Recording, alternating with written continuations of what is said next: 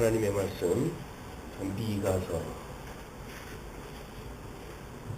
1장 1절 유다 열왕 요담과 아하스와 히스기야 시대에 모레셋 사람 미가에게 임한 여호와의 말씀 곧 사마리아와 예루살렘에 관한 묵시라.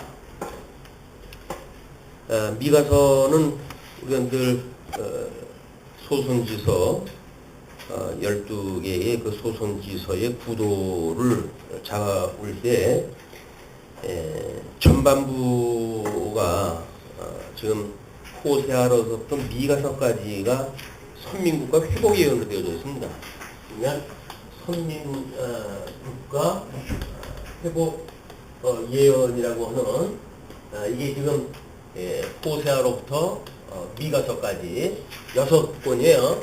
그러니까는 소선지서 전반부의 절반에 해당되어지는 그 부분이 지금 선민국가 회복 예언이고, 그 다음에 대적의 보수 예언이 이제 대적의 보수 예언이다.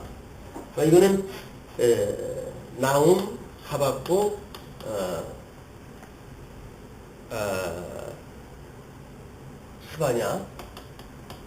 스바냐까지 여기 대적의 보수 예언으로 되어져 있고요.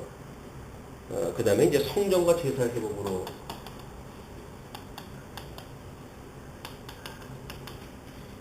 제사 회복이 학계로부터 말라기까지 이렇게 되어져 있는 것이 지금 우리가 소선지서 12권에 대한 이런 그 구도입니다. 그 중에 이제 호세아로서 미가서까지 우리가 세 부분으로 크게 나눠나는데, 호세아는 국왕적 해망과 선민 회복에 대하여, 그 다음에 요엘서로부터 아모스까지 그 내용이 선민국가 재난 회복에 대하여 소개가 되어졌고요. 그 다음에 이제 열방과 선민 심판, 이 열방과 선민 심판이라고 하는 이런 그 주제로 해가지고 오바댜, 그 다음에 요나, 그 다음에 미가, 이렇게 해가지고 지금 우리가 세 부분을 이야기를 하는데, 지난 시간까지 오비아다는 에돔의 멸망으로 이렇게 이제 제목이 잘 써져 있고요. 에돔 멸망. 그 다음에 이제 요나는 우리 니느웨의 심판이 보류되어진 걸 우리가 확인했다 했고, 오늘 이제 미가서예요. 그러니까 전반부 선민국가 회복 예언이라고 하는 전체 내용의 총 결론 부분을 우리가 이해로 하면 됩니다. 그래서 결론 부분에 대한 걸 이해하시려면 아마 나눠드린 그 교재에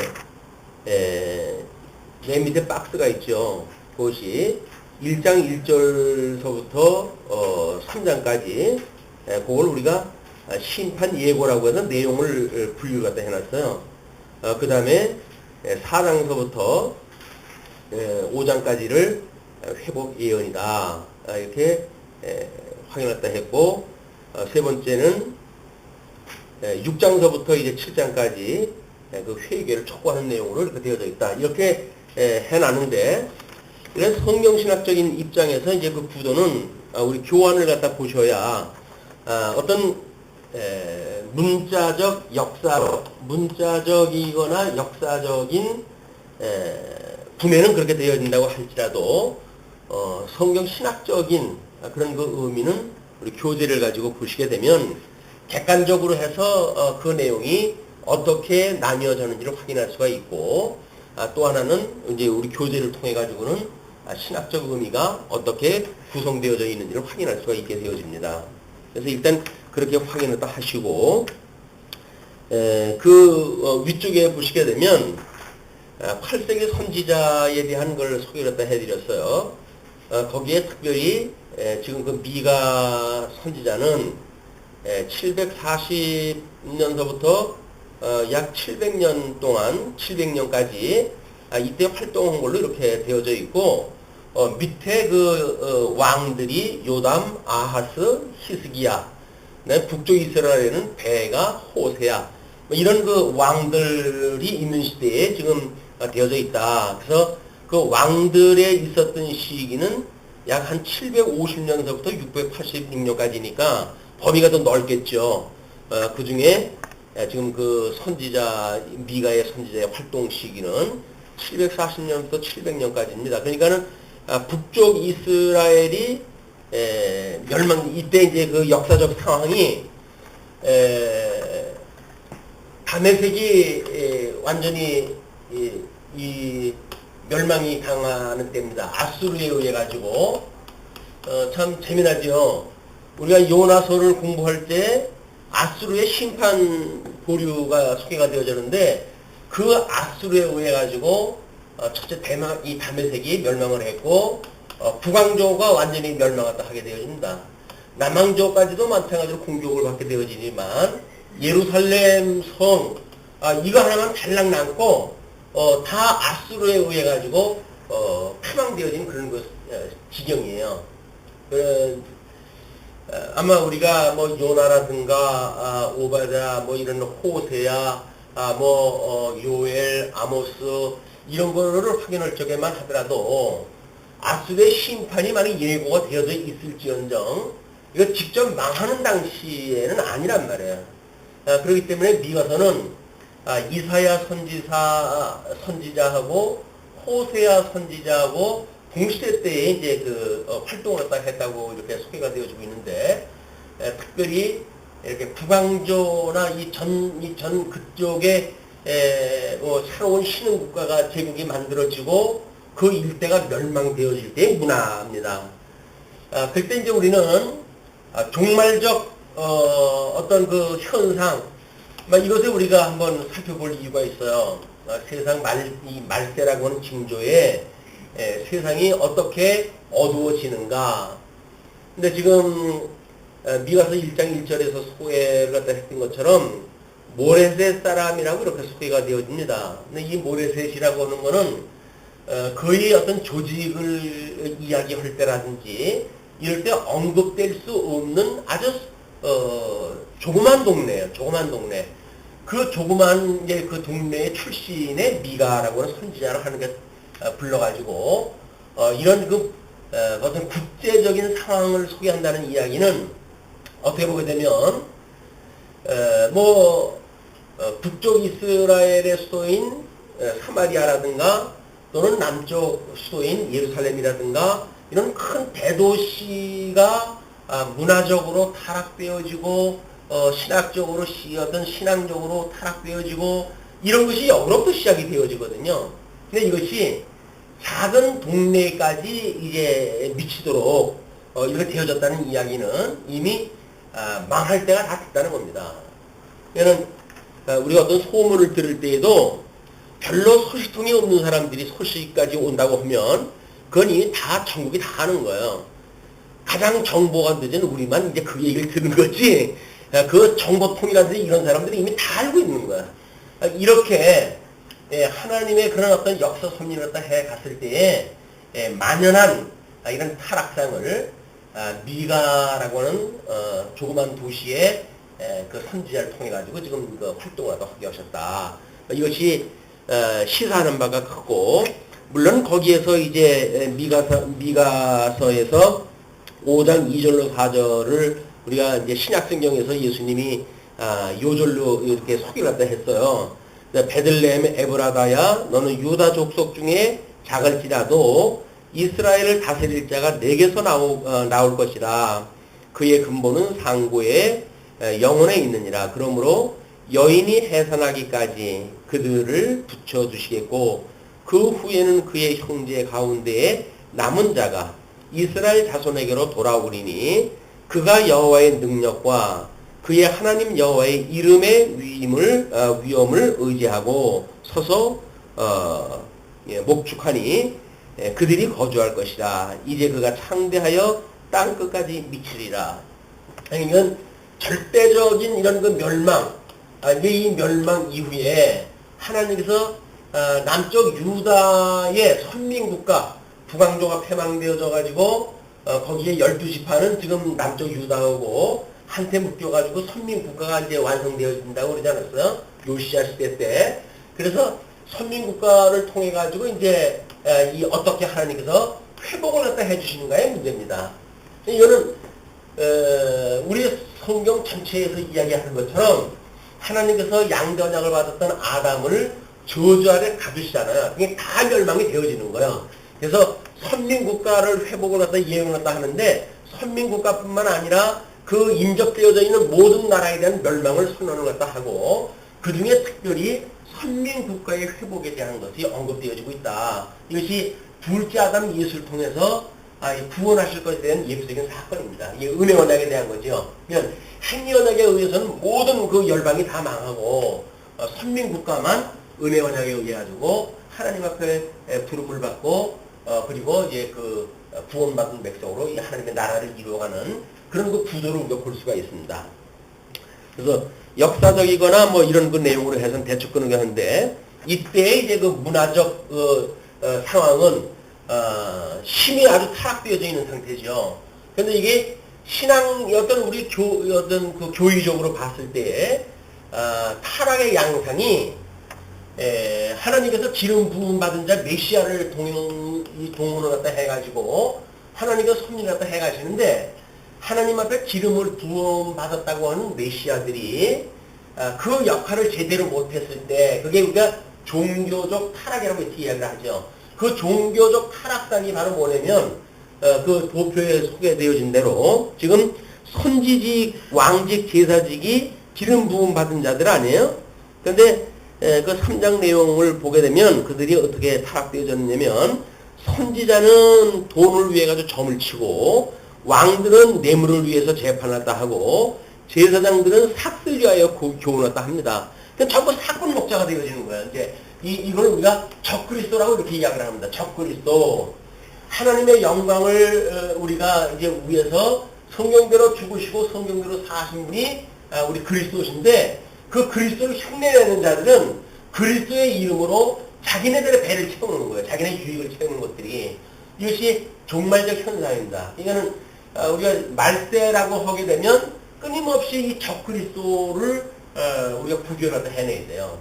하나님의 말씀대로 이들이 복음이 증거되어지고 하나님의 말씀대로 섬기는 그런 어떤 그 조직 문화가 이루어지고 또는 성경대로 그들이 하나님의 부여로 인해 가지고 자기의 것을 나눌 수 있는 이런 어떤 제사직의 복음적 그 의미를 그대로 유지하고 있는가 아니면 자기네 배를 위해 가지고 이게 미가서에서 나왔던 것처럼 오직 자기의 배만을 위한 이런 걸로 해가지고 이제 문화가 가게 되게 되면 일반 사람들이야 워낙 자기 배들을 위해서 사는 사람들 아닙니까?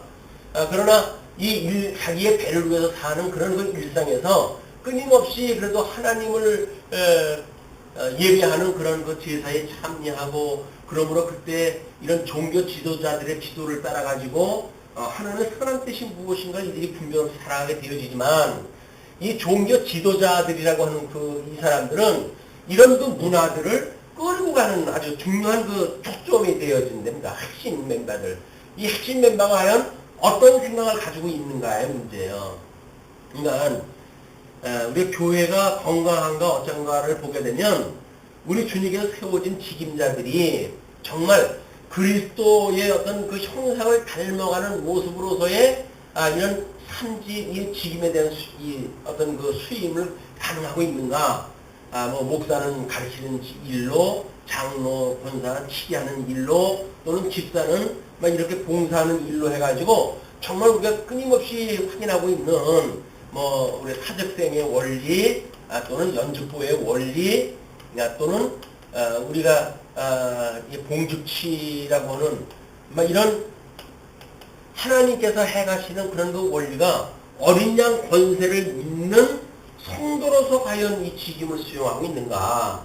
그것이 아니라 자기 배, 자기 목적을 위해 가지고 뭔가 교회의 정책을 세우고 또는 교회를 이끌어가고 이런 그 문화가 만들어진다고 한다면 그걸로 우리가 판결을 할 수가 있는 거야.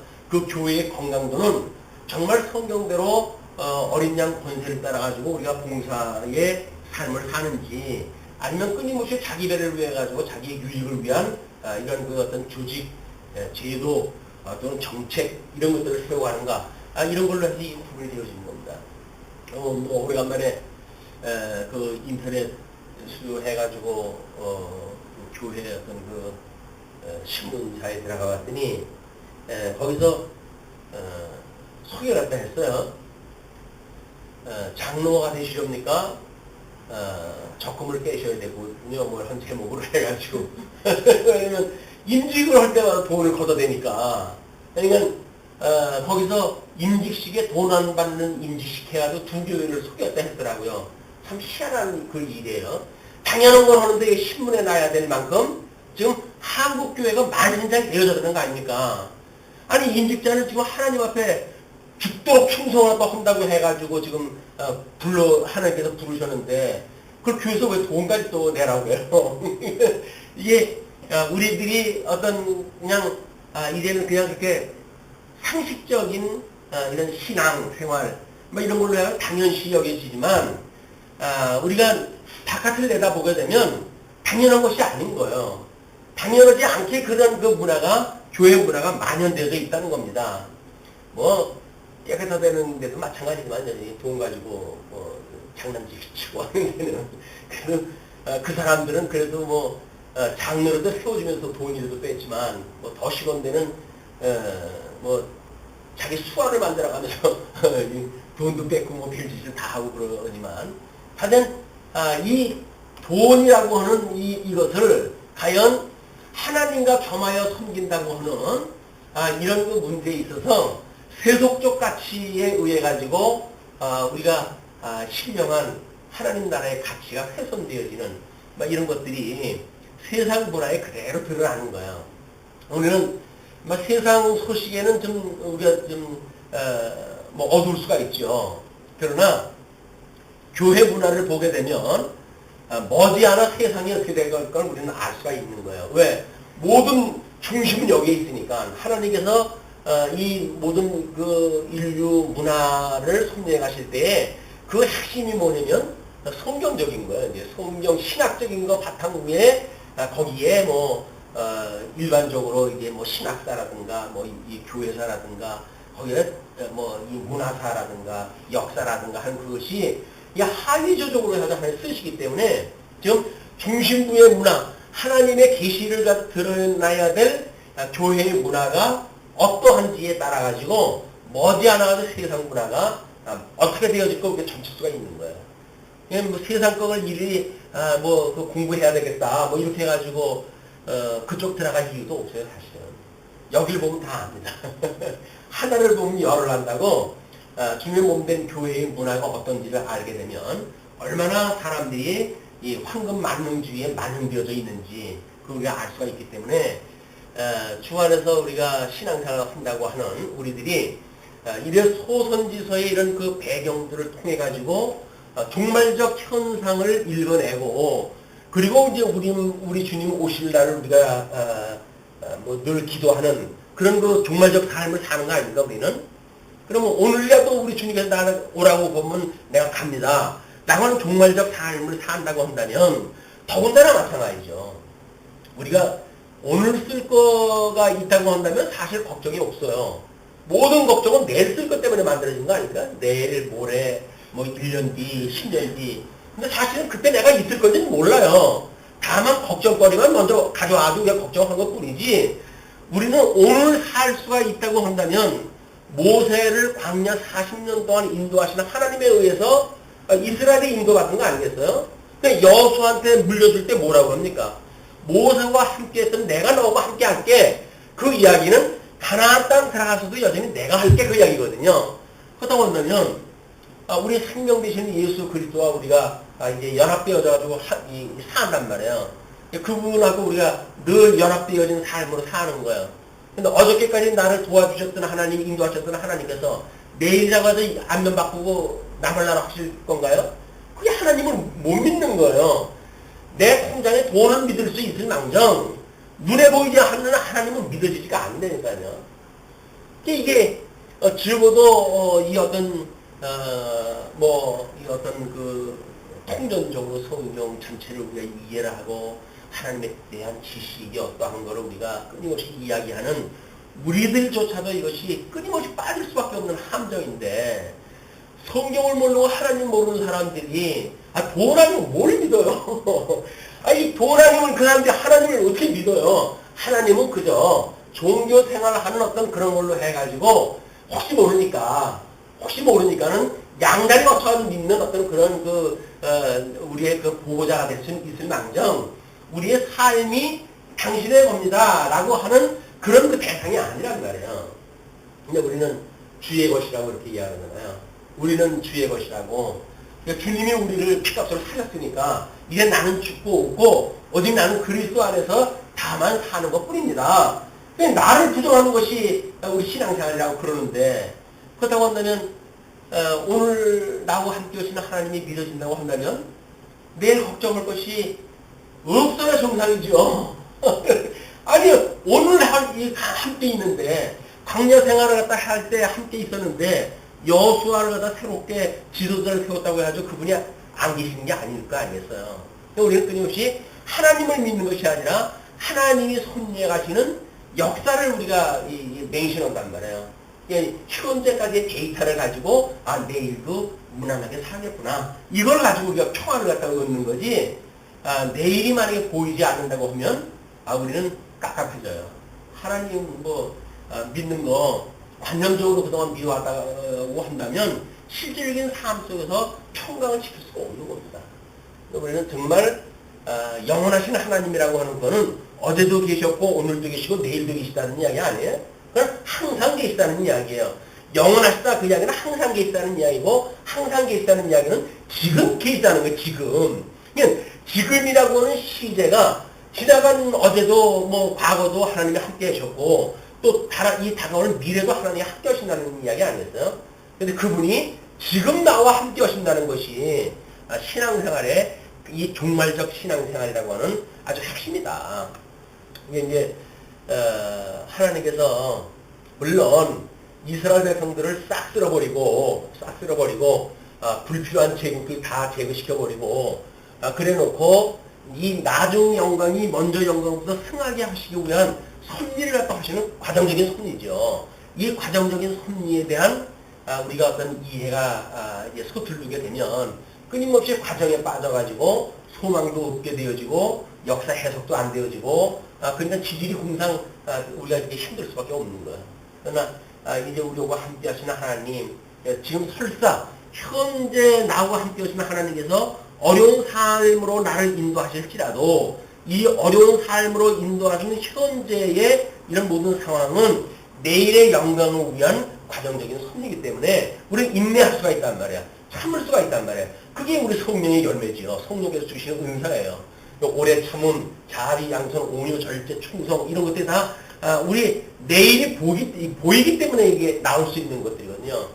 이런 신앙생활을 이 미가서라고 하는 지금으로부터 2700년 전 그 사건인데 그걸 가지고 역사적으로 해가지고는 우리 예수님을 통해서 어떻게 성취가 되어졌고 물론 역사적으로 해가지고는 선민국가가 어떻게 회복이 되어졌고 또는 신령한 신학적으로 해가지고는 예수님을 통해서 어떻게 성취가 되어졌고 또 실천 신학적으로 해가지고는 오늘날 지어져가는 성전인 우리들을 통해가지고는 어떻게 이것이 이루어져 가고 있는지를 확인하는 일이 통속적인 이해라고 보여집니다.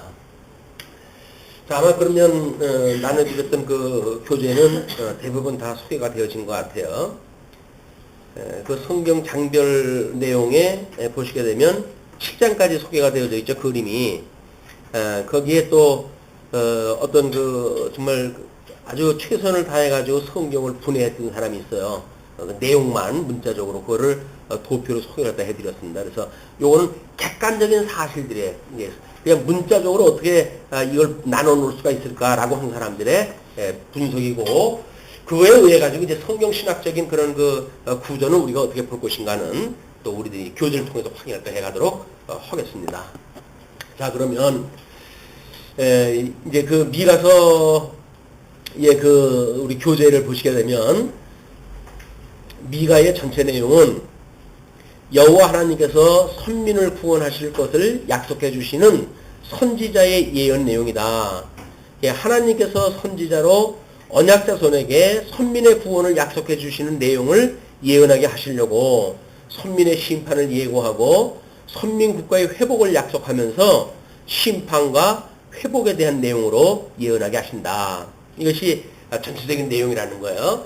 거기에 이제 한쪽 가로 일본어로 해가지고 선민의 심판에 대한 예언으로 이거 소개가 되었습니다. 1장부터 3장까지. 그래서 1장 그 내용은 양쪽 가로 일본어로 해가지고 선민국가에 대한 심판이다. 그래서 선민국가. 그러면 먼저 1장 1절 우리 본문 읽은 대로 미가에게 임한 하나님의 말씀이 소개가 되어졌고요. 2절로 5절 보시게 되면 하나님의 심판과 원인에 대해서 이렇게 이제 소개가 되어집니다. 자, 묵시를 받았던 미가의 선언이에요. 백성들아, 너희는 다 들을지어다. 땅과 거기 있는 모든 것들아, 자세히 들을지어다.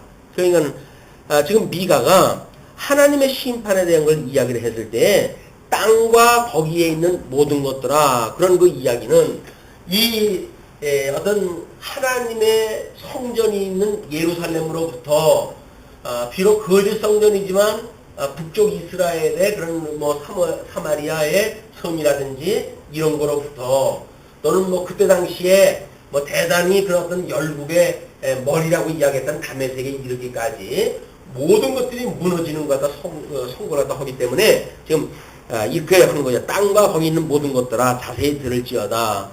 주 여호와께서 너희에게 대하여 증거하시되 곧 주께서 성전에서 그리하실 것이니라. 성전에서 그렇게 하시겠다죠. 그래서 여호와께서 그 처소에서 나오시고 강림하사 땅의 높은 곳을 밟으실 것이라.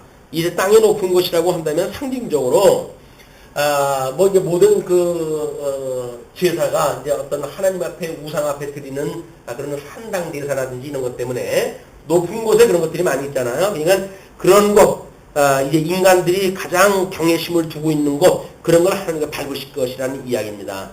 그 아래서 산들이 높고 골짜기들이 갈라지기를 불 앞에 밀 같고 비탈로 쏟아지는 물 같을 것이니, 그냥 하나님께서 심판을 하실 때에 뭐 우리가 야곱은 불꽃이고 이스라엘은 뭐 불이라고 우리가 소개되어졌던 것처럼 어떤 밀초, 이 밀초를 한번 이제 생각을 갖다 해보세요.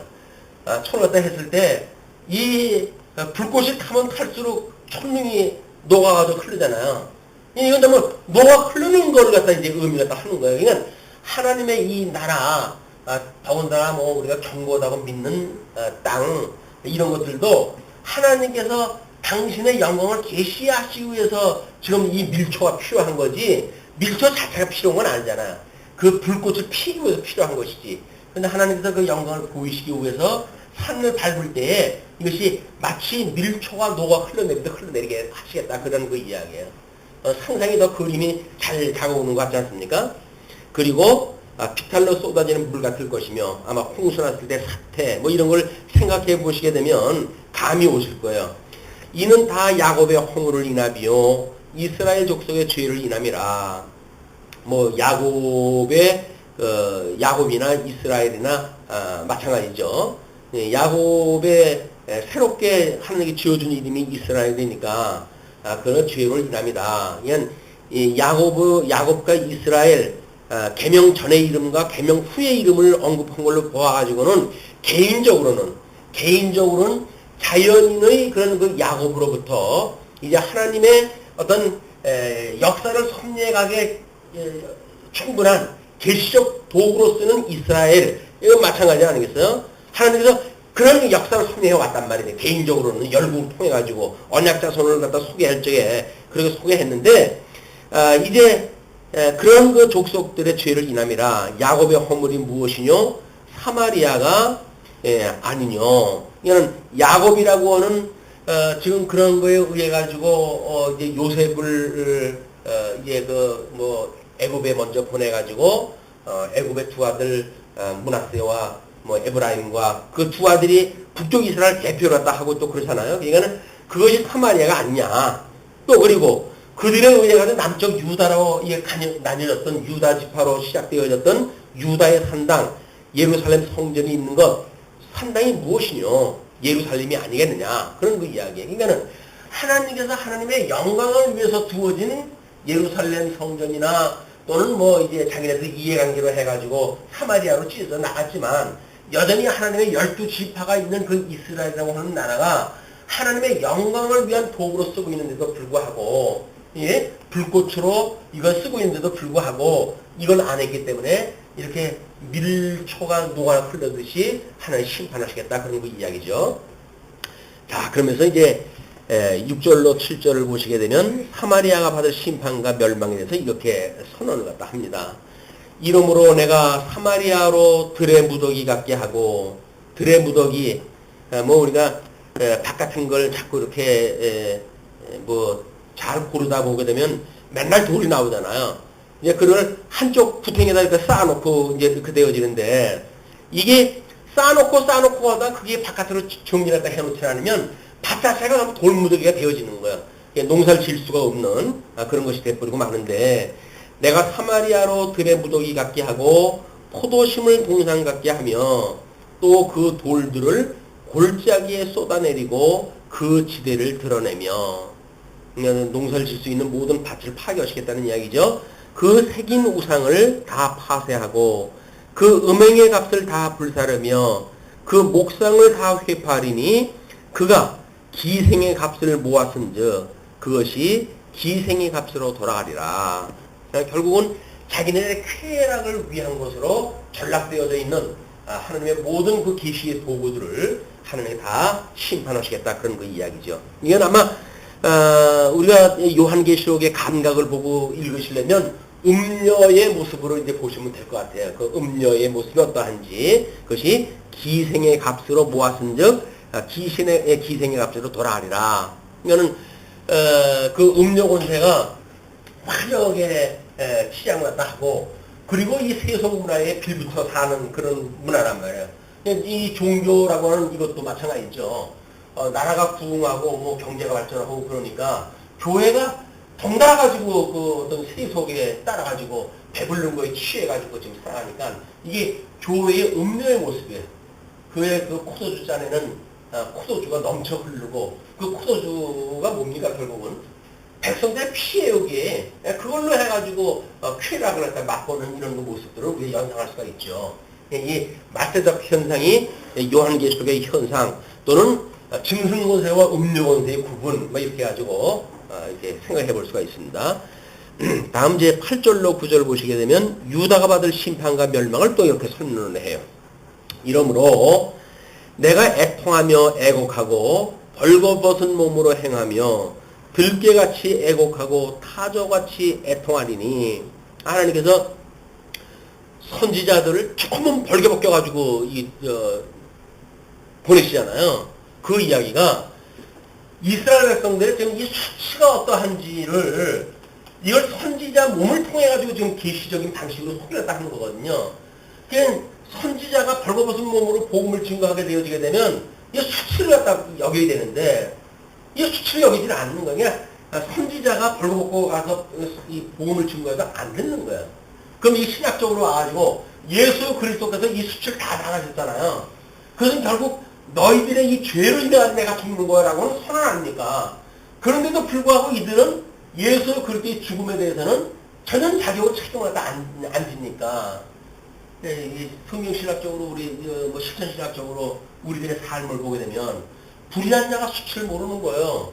하나님의 말씀이 드러나지 않는 것이 어떻게 골수까지 쪼개가지고 너희는 말할 수 없는 죄인이야 라고 해가지고 우리를 갖다 책망을 하고, 근데도 불구하고 우리는 귀를 막고 안 듣는 게 책망을 안 들어요. 죄하고 나는 상관이 없는 사람이라는 이야기거든요. 죄하고 상관이 없으면 예수님하고 나하고 상관이 없는 사람이죠. 우리가 끊임없이 이 죄라고 하는 그런 문제, 아직도 우리가 시험을 당할 수밖에 없기 때문에 시험에 들게 하지 마시고 이 악에서 우리를 건져주세요 라고 하는 그 이야기는 우리 주님이 오라고 하시는 그날까지 계속 떼어지는 의미입니다.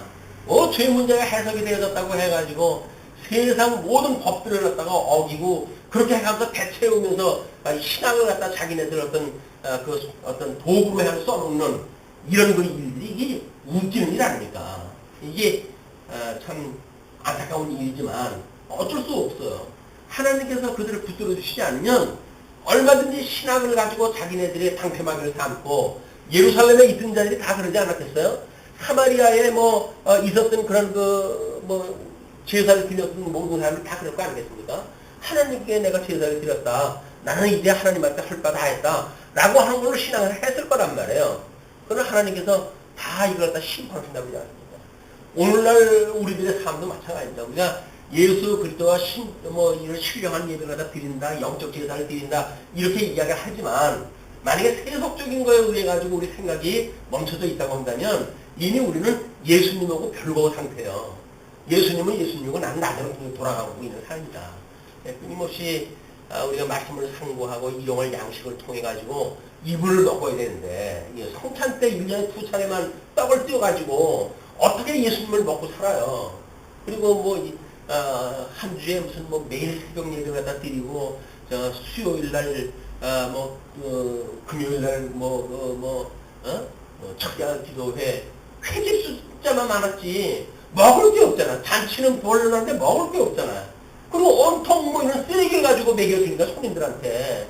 그러니까 성도들이 말씀으로 해가지고 뭔가 성장되어지고 일용할 양식을 삼는 것이 아니라 세속적인 걸 그대로 배우는 거여서 욕심이 있는 거 다 채워주고 나한테만 와라 내가 축복을 갖다 해줘가지고 너 돈 벌게 해줄게, 복 받게 해줄게, 건강하게 해줄게, 이거 아니에요 교회가. 이건 아니란 말이죠. 거기에 백날 열심히 하면 뭐래요. 예루살렘 성전 같은 사람, 사마리아 성전 같은 사람, 산 위에서 우상 섬겼던 사람 다 똑같은 일들 아닙니까? 그거 가지고 지금 되는 게 아니에요. 근데 안타깝게도 또 이제 그것이 마치 신앙생활인 줄 알고 그러는 걸 보면은 참 안타깝게 짝이 없습니다만은 어떻게 하고 있어요. 이건 인간의 힘으로 어쩔 수가 없는 거니까 하나님께서 은혜를 주시지 않으면 불가능한 일이고, 그래서 우리가 은혜로 붙들려 가지고 이 생명의 말씀이 오직 나의 정말 생명인 줄 알고 우리가 여기에 어떤 올인을 갖다 하고 이렇게 하는 거는 하나님께서 붙들어 주는 특별한 은총입니다. 이게 하나님의 은혜예요. 이건 놓치게 되면 전부 쓰레기예요, 쓰레기. 자, 그래서 이는 그 상처는 고칠 수 없고 그것이 유다까지도 이르고 내 백성의 성문 곧 예루살렘에도 미쳤음이니라. 그러니까 결국은 복음이 예루살렘과 온 유대와 사마리아와 땅끝까지 이르러 증거되어지듯이 오늘도 왜곡되어진 이런 잘못되어져 있는 문화도 결국은 예루살렘과 온 유대와 사마리아와 땅끝까지 그렇게 번지는 거예요. 이게 확장해요. 사단이 해가는 거나 성령이 해가는 거니까 양식이 같다니까요. 어떻게 보게 되면 세속적인 거를 우리가 오해를 하게 되면 이게 정말 하나님이 주시는 거구나. 하나님께서 이렇게 복을 주셔가지고 우리가 돈을 잘 벌게 되어졌구나. 우리가 대한민국이 잘 사는 거 복음이 들어와서 이렇게 되어졌구나. 라고 해서 오해를 하게 되어진단 말이에요. 그럼 망하는 거는 하나님이 버렸기 때문에 그러는 건가요? 흥하는 건 하나님이 우리한테 복을 주셔서 그렇게 되어지고, 이렇게 세속적인 걸 신학적인 어떤 해석으로 끌고 들어와가지고 어떤 왜곡 현상이 일어나고 그런다. 물론 대한민국에 복음이 들어와가지고 때를 맞춰가지고 경제 발전하는 거 맞죠. 그러나 그것은 이 복음의 역할을 또 하지 못하는 순간 다 지워버릴 수 있을 거야, 하나님께서. 밀로 갖다 다 녹여버리고 말 것이다. 우리들이 현재 있는 그것 때문에 우리들이 행복하거나 그것 때문에 감사한 것이 아니라 나와 함께 하시는 주님 때문에 감사하고 기뻐할 일이다. 자, 그러면서 10절서부터 16절까지 지금 성읍들의 파멸을 선언을 갖다 합니다. 가드에 고하지 말며 도무지 호곡하지 말지어다. 베들레아브라에서 티끌에 불지어다. 그러니까 전부 그 남쪽 유다에서 좀 예언을 갖다 하기 때문에 그 인접된 도시들이에요. 이제 그런 데에서 외부에 그런 걸 알리지 말라는 이야기죠. 사빌검이나 너는 벗은 몸에 수치를 무릅쓰고 나갈지어다. 사한 거민은 나오지 못하고 베델셀이 애곡하여 너희로 의지할 곳이 없게 하리라. 그러니까 결국은 예루살렘의 생명이 선언하려고 한다면 이건 등불을 말 아래 두지 않는다고 그러잖아요, 예수님께서. 그러니까 이거는 복음을 전파하다 해야죠.